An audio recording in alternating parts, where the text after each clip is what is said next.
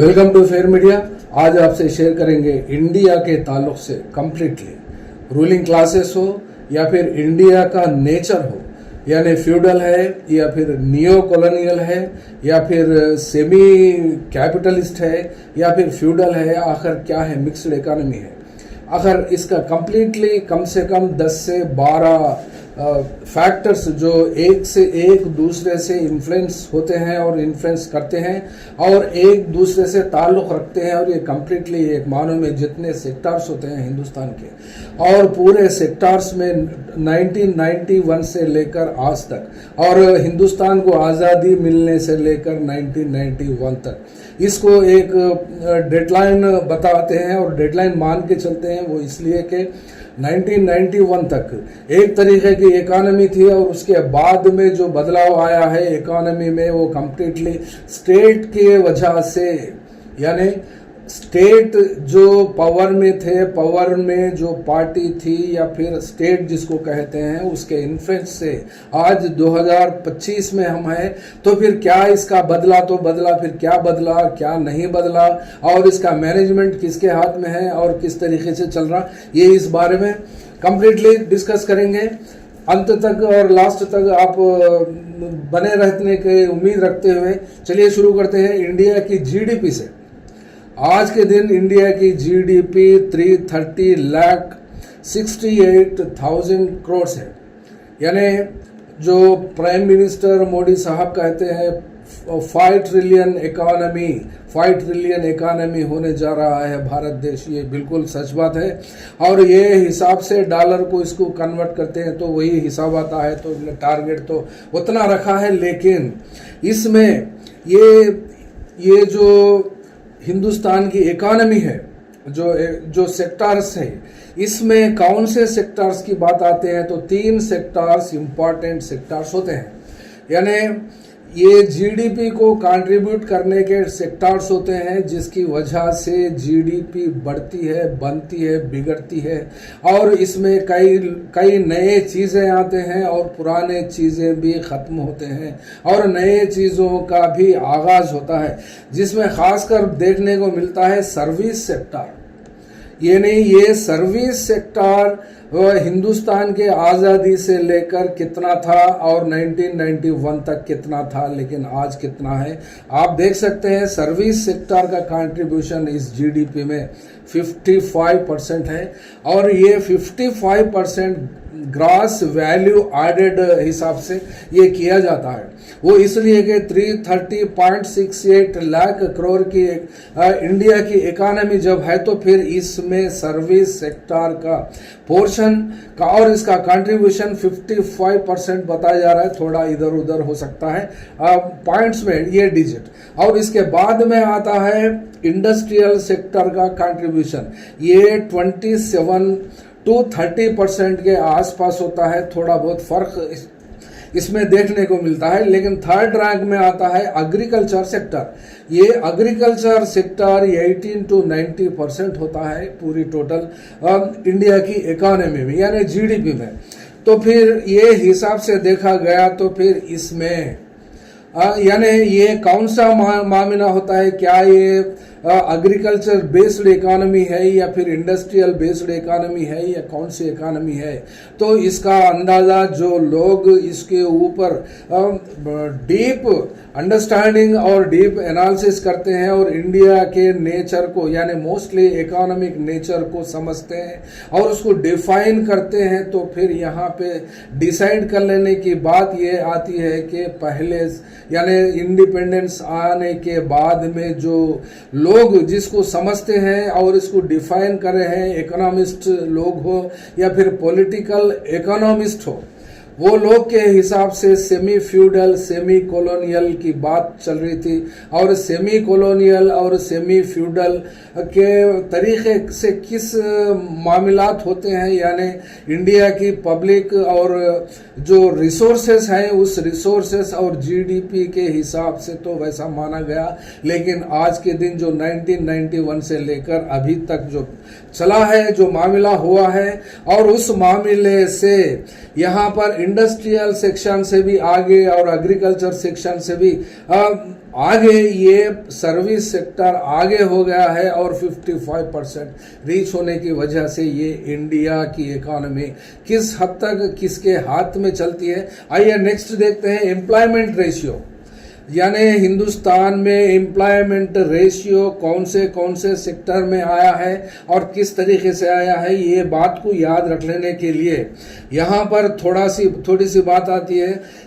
Service यानी formal public sector का जो एम्प्लॉयमेंट है जस्ट 6% है, यानी ये 6% एम्प्लॉयमेंट रेशियो किसमें पब्लिक सेक्टर में बता रहा है और प्राइवेट सेक्टर में 94% बता रहा है। ये मतलब मायने क्या हो गया, ये गवर्नमेंट यानी पब्लिक सेक्टर में 6% और प्राइवेट सेक्टर में 94%। ये आंकड़ा, ये डेटा 14 जुलाई 2023 के दिन यूनियन होम मिनिस्टर ने पार्लियामेंट से खिताब करते हुए ये बयान दिया था। और इसको थोड़ा डीप में अगर देखते हैं तो 2017 और 18 में ये कितना था, अकॉर्डिंग टू इकोनॉमिक सर्वे के हिसाब से ये 44.1% था, यानी 17-18 में, और 23-24 में ये कितना हो गया है 46.1% को ये एक्सीड हुआ है। यानी ये बढ़ता घटता होता है लेकिन यहाँ पर बढ़ा है। लेकिन इसके हिसाब से देखा गया तो पीरियडिकल लेबर फोर्स 23-24 में 23-24 फाइनेंशियल ईयर में ये कितना 64.4 ये हो गया है। और ये कितना था इन 2017 और 18 में 57% था, यानी 17-18 से लेकर 23-24 तक ये 64% तक ये इंक्रीज हो गया है। तो फिर ये इंक्रीज हो गया है, ये इंटरनल इकोनॉमी में ये एक हिस्सा होता है। फ्लक्चुएशन होते हैं किस तरीके से भी जो गवर्नमेंट के नीतियां होते हैं और उस नीतियों की वजह से ये फ्लक्चुएशंस होते हैं और बढ़ोतरी घटोती भी होती है। तो फिर आइए देखते हैं एग्रीकल्चर सेक्टर की तो बात हुई है, ये सबसे लीस्ट परसेंटेज कंट्रीब्यूट करता है जीडीपी को। तो फिर जीडीपी को कंट्रीब्यूट जब करता है तो फिर इसमें जो वर्क फोर्स है इसमें कितने लोग हिंदुस्तान के काम करते हैं और ये कितने एकड़ में ये फैला हुआ है ये एग्रीकल्चर सेक्टर। तो आइए देखते हैं ये एग्रीकल्चर यानी कल्टीवेबल लैंड, कल्टीवेटिंग लैंड कितनी होती है 394.6 मिलियन एकर्स है। यानी ये दुनिया का सबसे दूसरा बहुत ही बड़ा सेक्टर है एग्रीकल्चर का अमेरिका के बाद में। वो इसलिए कि एग्रीकल्चर सेक्टर अमेरिका में बहुत बड़ा हिस्सा कंट्रीब्यूट करता है वहाँ, लेकिन कल्टीवेशन में है लेकिन कंट्रीब्यूशन में वहाँ पर इंडस्ट्रीज होते हैं, लिहाजा उसको कैपिटलिस्ट कंट्री कहते हैं। हमारा कंट्री कैपिटलिस्ट अभी कंप्लीट फॉर्म में नहीं हुआ है, इसीलिए इसको सेमी फ्यूडल कहते हैं। वो इसलिए कि कुछ लोगों के हाथ में ज़्यादा ज़मीन का हिस्सा रहने की वजह से ये अभी उस वक्त के ब्रिटिश कॉलोनियल सिस्टम से उसके रिमेन्स अभी कुछ आसार हैं और अभी बचकर हैं और ज़्यादा से ज़्यादा मैन पावर भी इसमें है। तो आइए देखते हैं कितना इसमें लोग इन्वॉल्व होते हैं। तो इसके बाद में ये कल्टीवेबल लैंड्स के बाद में बायरन लैंड्स है, ये कल्टीवेबल नहीं होते ये, यानी इसको अनकल्टीवेबल लैंड्स होते हैं। इसकी संख्या है 137.78 मिलियन एकर्स है ये। और इसके बाद में फॉरेस्ट और ट्रीज का एरिया आता है 25.17 2023 के हिसाब से, यानी फॉरेस्ट और ट्रीज का हिसाब करते हैं। ये फॉरेस्ट डिपार्टमेंट के हिसाब से भी एक मानों में आता है वो लोग के हिसाब से, लेकिन 2023 में 25.17 ये पूरा हिस्सा कंट्रीब्यूट करता है। तो फिर इसमें ये एग्रीकल्चर सेक्टर में कौन से लोग क्या क्या है, एग्रीकल्चर लेबर होते हैं और इसमें कल्टीवेटर होते हैं।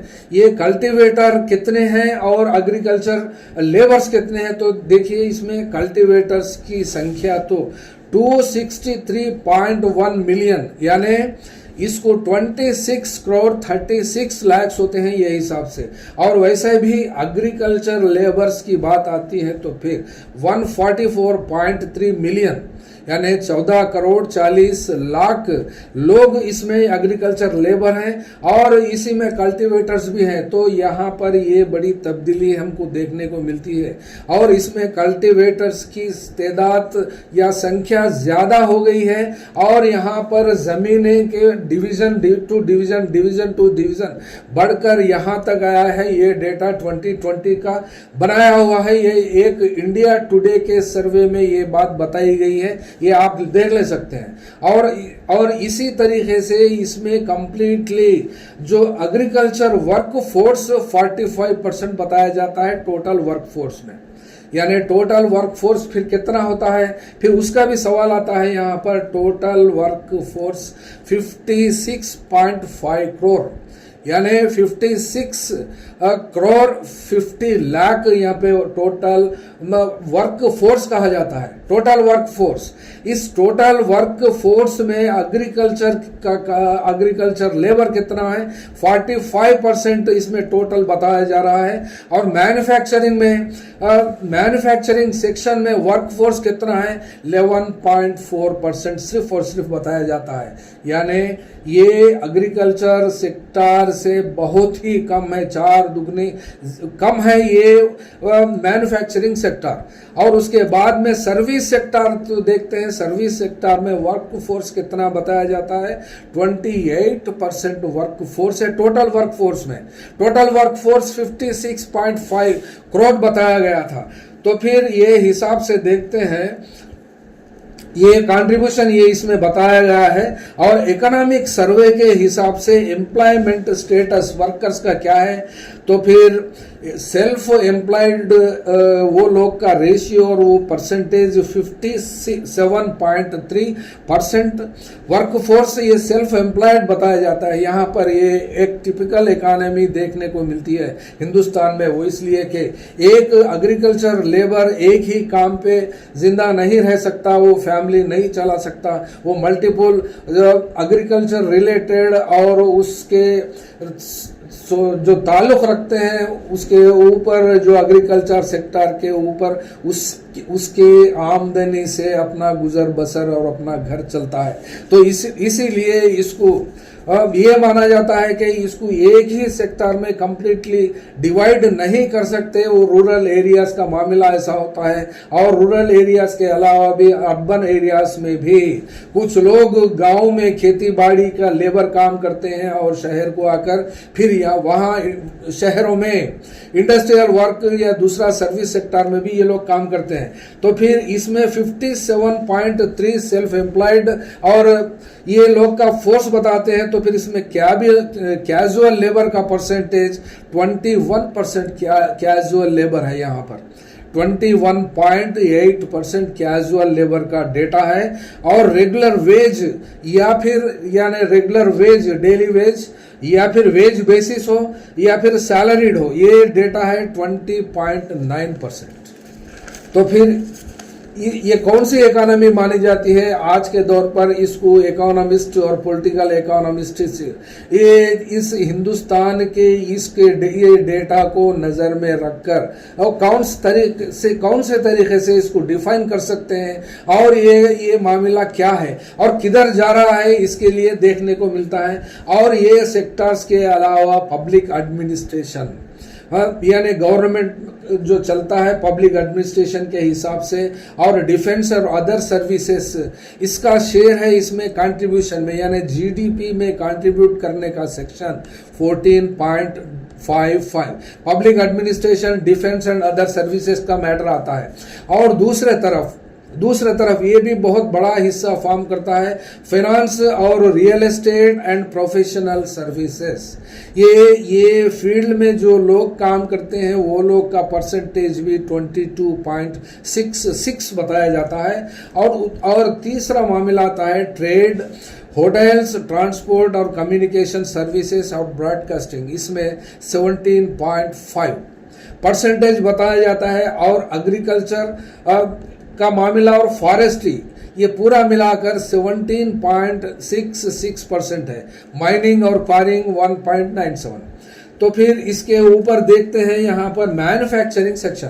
ये मैन्युफैक्चरिंग कितना बनता है 14.27, यानी 14.27 जो सेक्शंस हुआ है। उसके बाद में कंस्ट्रक्शन आता है। ये कंस्ट्रक्शन फील्ड 8.91, ये as per ministry of statistics and implementing, ये डेट 2 अक्टूबर 2024 के दिन ये डेटा सबको अवेलेबल हुआ है। ये हिसाब से मैन्युफैक्चरिंग 14% कंट्रीब्यूट कर रहा है जस्ट।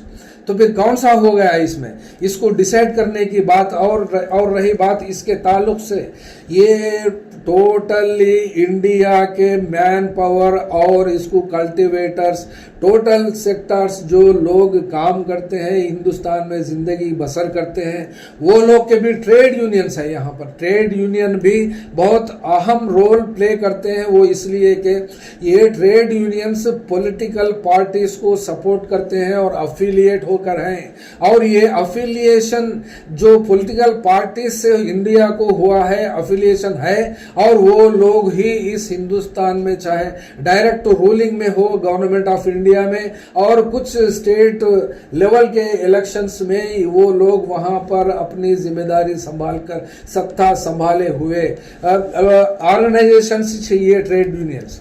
ये ट्रेड यूनियन में पहले सबसे बड़े 4 या 5 ट्रेड यूनियंस को ही लिया गया है रैंडमली, लेकिन डेप्थली अगर जाते हैं, डीपली अगर जाते हैं तो फिर ज्यादा हो सकते हैं। लेकिन यहां पर देखते हैं टोटल ट्रेड यूनियंस कितने हैं। 37,586 ट्रेड यूनियंस है। यहाँ पर ट्रेड यूनियंस की संख्या इतनी बड़ी है जिसमें से 35,468 वर्कर्स यूनियन है खाली है।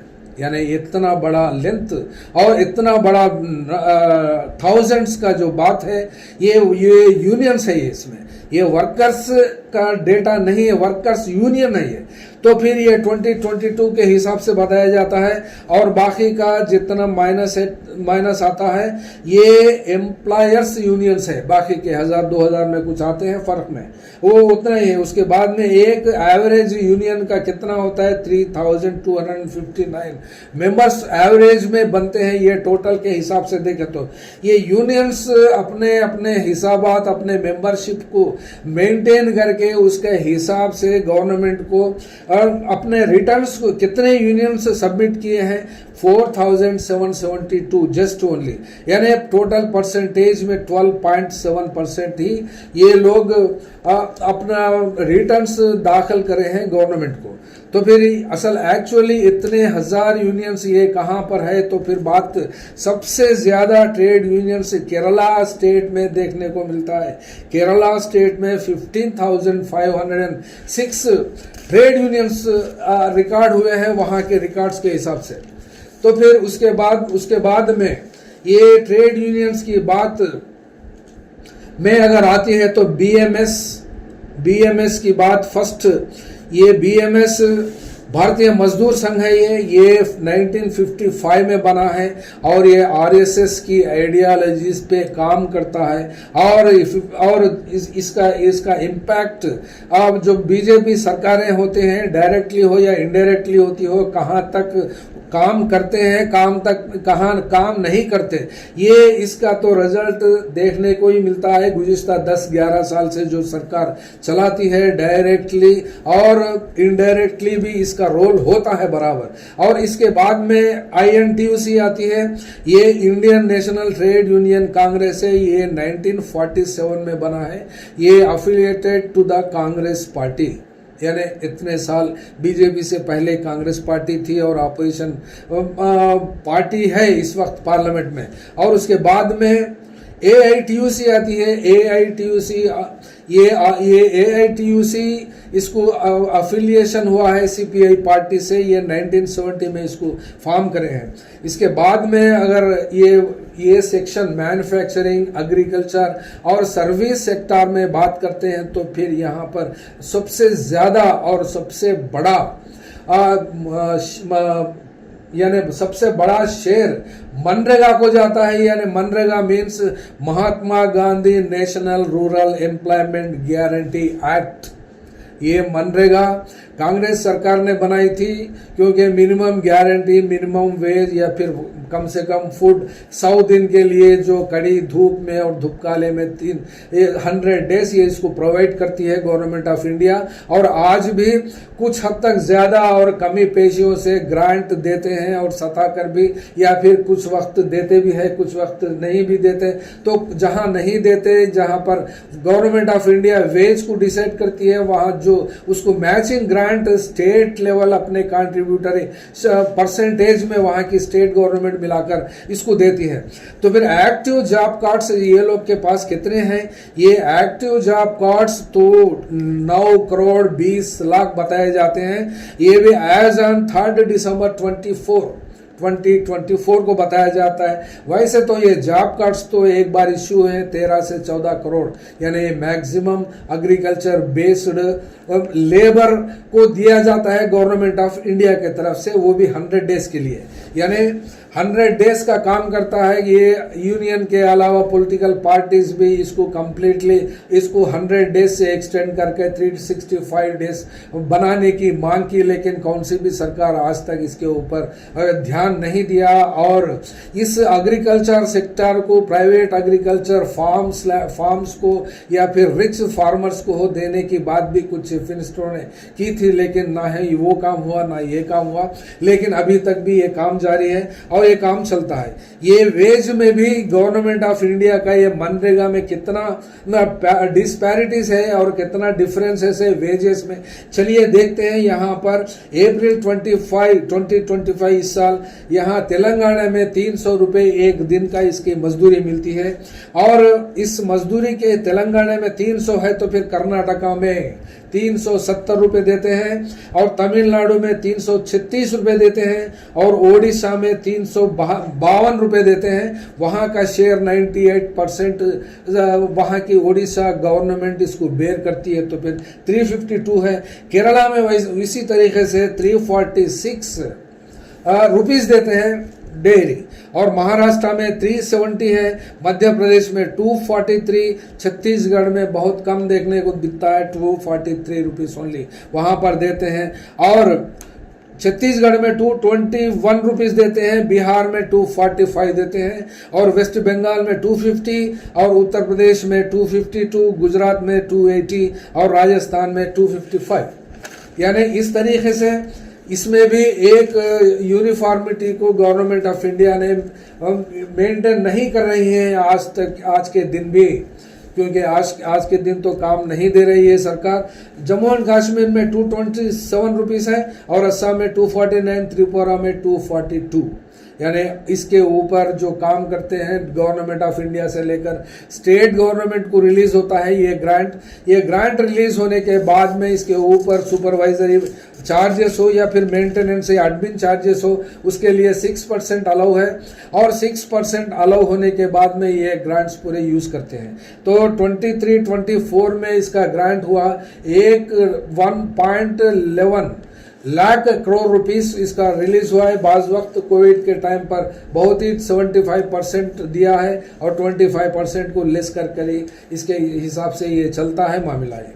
लेकिन बात फिर यहाँ पर और एक भी बात आती है, तो फिर ये पूरे अवाम में 146 करोड़ अवाम में आकर गरीब कौन है और गरीब तबका कौन है, और मिडिल क्लास का तबका कौन है, और इसमें लोअर मिडिल क्लास कौन है, रिच क्लास कौन है, आइए देखते हैं। वर्ल्ड बैंक के हिसाब से, वर्ल्ड बैंक का डेफिनेशन के हिसाब से 1.90 यानी $2 से कम जो लोग हिंदुस्तान में खर्च करते हैं या फिर कमाते हैं, कमाने की ही बात आती है यहाँ पर, जो कमाते हैं वो हिसाब से अगर देखते हैं तो फिर 163 रुपए 5 पैसे एक दिन का हिसाब आता है। वर्ल्ड बैंक के हिसाब से अगर 30 डेज को काउंट करते हैं तो फिर 4891.50 रुपीस आता है पर पर्सन। यानी गरीब का मामला कौन है? ये गरीब ये लोग होते हैं जो 163 रुपए हिंदुस्तान में कमाते हैं। और इसको फिर रिवाइज किया है वर्ल्ड बैंक ने। ये वर्ल्ड बैंक ग्लोबल लेवल पर पूरे मुल्कों में इसको poverty line, below poverty line को डिफाइन करता है वर्ल्ड बैंक। लेकिन इंडिया में इसको डिफाइन करने के बाद नीति आयोग इसको मल्टी डायमेंशनल पॉवर्टी इंडेक्स के नाम से भी डिफाइन किया गया है। और ये डेफिनेशन देने में ही यहाँ पर काफी हमको देखने को मिलेगा कितना डिफरेंस होता है डेफिनेशन में ही। तो ये डेफिनेशन में अब जब फर्क होता है तो कितने करोड़ लोगों को ये बिलो पॉवर्टी लाइन से एबो पॉवर्टी लाइन आते हैं और कितने लोअर मिडिल क्लास से मिडिल क्लास में आते हैं। चलिए आइए देखते हैं। यहाँ पर वर्ल्ड बैंक के हिसाब से $3 जो कमाते हैं वो लोग को पॉवर्टी लेन का डेफिनेशन दिया गया रिवाइज करने के बाद।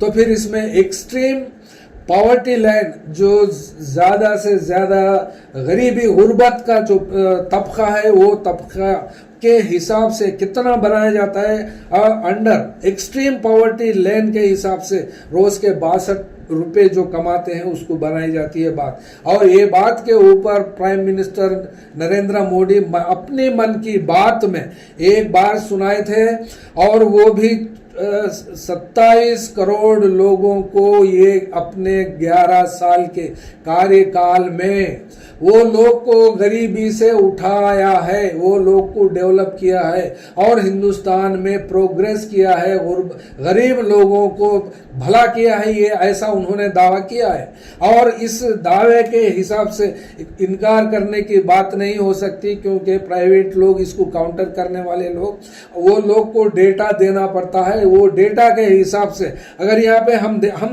देखते हैं तो फिर यहाँ और ये वर्ल्ड बैंक भी इंडिया सतह पर जो बताई गई थी बात इससे पहले की और ये ग्लोबल सतह पर ये देखते हैं तो फिर ये वर्ल्ड बैंक 11 साल के दरमियान 27.1% से लेकर 5.3% को इस poverty line extreme poverty line का डेफिनेशन दिया है। इसी बुनियाद पर ही नरेंद्र मोदी प्राइम मिनिस्टर 27 करोड़ लोगों को ऊपर उठाया है, गरीबी रेखा के ऊपर बताते हैं। और इसके आसपास में भी ये वर्ल्ड बैंक का डेटा है, ये 22-24 का डेटा है और 2011-12 से लेकर 22-24 यानी 11 इयर्स का कंप्लीटली ये डेटा के हिसाब से भी मैच नहीं होता, लेकिन फिर भी 1-2% का अगर फर्क होता है तो ठीक है। लेकिन इतना बड़ा परसेंटेज यानी 27.1% से लेकर 5.3% तक इसको रिड्यूस करना पॉवर्टी को, ये गणांक का खेल है या फिर ये माया जाल है, ये क्या है आइए आगे देखते हैं इसका हिसाब। तो फिर नेक्स्ट आती है मल्टी डायमेंशनल पॉवर्टी इंडेक्स।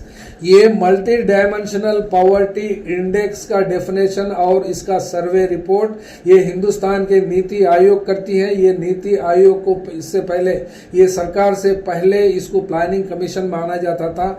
ये प्लानिंग कमीशन के हिसाब से गरीब कौन है इसके बारे में भी डिटेल्ड रिपोर्ट इसकी बनाई गई है और इसका डेटा भी यहाँ पर है। 12 सेक्टर्स में एक हिंदुस्तान के आदमी को उसके पैरामीटर्स में जांचा जाता है और वो लोग उस इंसान को परखा जाता है। उसके बाद में उसको वो गरीब है या फिर एक्सट्रीम पॉवर्टी लेन में आता है या रिच है या फिर आगे रिच से ज्यादा जो है उसका डेफिनेशन बताया जाता है। तो फिर ये 3 कैटेगरीज ये है कि हेल्थ, एजुकेशन और स्टैंडर्ड ऑफ लिविंग यानी जीने के जरिए में अपने जाती जिंदगी में क्या खा रहा है वो एक बात आती है और एजुकेशन सिस्टम भी आता है यानी अपनी पढ़ाई हो या फिर अपने बच्चों की पढ़ाई हो और अपना हेल्थ हो किसी का भी। ये 3 पैरामीटर्स को चेक करके ये 3 पैरामीटर्स को देखकर ही इसका मामला तय होता है। तो ये 3 पैरामीटर्स कौन से पैरामीटर्स इसको देखते हैं। चलिए देखते हैं 12 सेक्टर्स क्या है ये 12 सेक्शंस क्या है ये। एक तो न्यूट्रिशन की बात आती है, दूसरा child adolescent mortality, third maternal health, years of schooling और स्कूल अटेंडेंस, और कुकिंग फील्ड यानी खाने में कुकिंग फील्ड भी है नहीं है ये भी जाना जाता है। और उसी तरीके से सैनिटेशन, साफ सफाई आसपास या फिर घर के मामलात में, ड्रिंकिंग वाटर पीने का पानी, इलेक्ट्रिसिटी, हाउसिंग, असेट्स और बैंक अकाउंट्स, ये सब को देखा जाता है। और ये पूरे 12 पॉइंट्स में, ये 12 पॉइंट्स को तीन डिविजन्स में डिवाइड करने के बाद में किसी के पास भी 1/3 इसमें से यानी 4 पॉइंट्स में अगर कोई इंसान फेल होता है तो फिर वो उसको एक्सट्रीम पॉवर्टी के नीचे ही और उसको माना जाता है और उसको गरीब कहलाया जाता है। लेकिन ये सर्वे करेगा कौन? गवर्नमेंट ऑफ इंडिया से हटकर। और किसके पास उतनी ताकत है? छोटे मोटे अगर कोई करते हैं, इंडिया टुडे जैसे लोग हो या फिर सैंपल्स कुछ करके 50,000 या 1 लाख लोगों में सर्वे करके इसका रिपोर्ट बनाते हैं तो फिर एग्जैक्ट फिगर इसके लिए इसको बनने में बहुत मुश्किल होती है। लेकिन फिर भी एक मामला में मल्टी डायमेंशनल पॉवर्टी इंडेक्स की बात, यहाँ पर ये मल्टी डायमेंशनल पॉवर्टी इंडेक्स वो भी नीति आयोग के रिपोर्ट के हिसाब से, यानी हम यहाँ पर ये बात कर रहे हैं कि वर्ल्ड बैंक रिपोर्ट और नीति आयोग रिपोर्ट के हिसाब से कितना डिफरेंस है। आइए देखते हैं। ये नीति आयोग के हिसाब से 24.85 जो परसेंटेज इसका था वो घटकर 2019 से लेकर 21 तक 14.96 बताया जा रहा है। यानी एग्जैक्ट बात करते हैं तो फिर हमारा मामला नीति आयोग के आंकड़े के ऊपर ही चलते हैं, भरोसा ही करते हैं। तो फिर multi dimensional poverty index Hindustan में आज के दिन की तो बात नहीं है, ये 2021 तक का मामला है 14.96। और ये मल्टी डायमेंशनल पॉवर्टी इंडेक्स पूरे ग्लोबल सतह पर 109 स्टेट्स में से 66 स्टेट्स में इसको माना जाता है। और इस मामले में अगर देखते हैं तो फिर लोअर क्लास कौन है, मिडिल क्लास कौन है, और ये हिसाब भी देखते हैं। चलिए, ये लोअर मिडिल क्लास और मिडिल क्लास का परसेंटेज टोटल पॉपुलेशन में 28% माना जाता है। यानी लोअर मिडिल क्लास का परसेंटेज भी 14 है और मिडिल क्लास का परसेंटेज भी 14 रहने से इसको 28 माना जाता है। लेकिन रैंडमली मिडिल क्लास के हिसाब में ये लोग को मिडिल क्लास के पॉपुलेशन, टोटल पॉपुलेशन में 28% इसको माना जाता है। तो फिर ये लोग कौन होते हैं? ये 28% जो कंसिस्ट करते हैं टोटल पॉपुलेशन में। तो फिर 5 लाख से लेकर 30 लाख रुपए सालाना जो कमाते हैं वो लोग का डेटा होता है। यानी 5 लाख से 30 लाख के अंदर जो लोग सालाना कमाते हैं वो लोग को मिडिल क्लास कहा जाता है, ये नीति आयोग के डेफिनेशन के हिसाब से। तो फिर एवरेज की बात करते हैं तो फिर लोअर मिडिल क्लास लोग कौन है? तो लोअर मिडिल क्लास के लोग 2 से 3 लाख रुपए जो कमाते हैं सालाना, वो लोग को लोअर मिडिल क्लास के लोग मानते हैं। और ऐसा मामला कितना है ये मामला देखते हैं तो मिडिल क्लास का मामला 31% माना जाता है। यानी ये इंक्रीज 21 के हिसाब से देखते हैं तो फिर इतना परसेंटेज तो फ्लक्चुएशन में आता है, क्योंकि 28% से यहाँ पर 31% आया है तो 3% का इजाफा 2-3 साल में ये हो सकता है ऐसा। तो फिर उसके बाद में रिच पीपल किसको कहते हैं ये बात आइए देखते हैं। रिच 30 लाख से ज्यादा लोग जो वो लोग कमाते हैं, वो लोग का इनकम है, वो लोग को रिच क्लास में यहाँ पर डेफिनेशन दिया गया है। और ऐसे लोग कितने हैं और ऐसे लोग कितने रहकर इस हिंदुस्तान के एसेट्स को और यहाँ के नेशनल वेल्थ हो या फिर इंडिया का वेल्थ को इसके ऊपर वो लोग का कब्जा है और वो लोग इसको ओन करे हैं, वो लोग पोजेस करे हैं। चलिए आइए देखते हैं। ये 30 लाख से एबो कमाने वालों की परसेंटेज सिर्फ 1% बताया जाता है यहाँ पर। यानी इसका कोई एक्सटेंट के बाद में कोई लिमिट नहीं होती 30 लाख एंड अबोव, 30 लाख के आगे। यानी टोटल में अगर देखते हैं रैंडमली तो 10% टोटल पॉपुलेशन जो 1% यानी रिच क्लास में आते हैं, वैसे लोग का जो 10% पॉपुलेशन होता है वो 77% नेशनल वेल्थ को एक्वायर करके पोजेशन में आज के दिन भी वो लोग रखे हुए हैं। और वो भी अडल्ट, यानी अडल्ट में अबव 18 ईयर्स ऑफ ओल्ड, यानी up to the limit of कितने भी जी सकते हैं, कहाँ तक भी हो सकता है। लेकिन 77% of total wealth of this country they possess, those people who have just 10% of total population.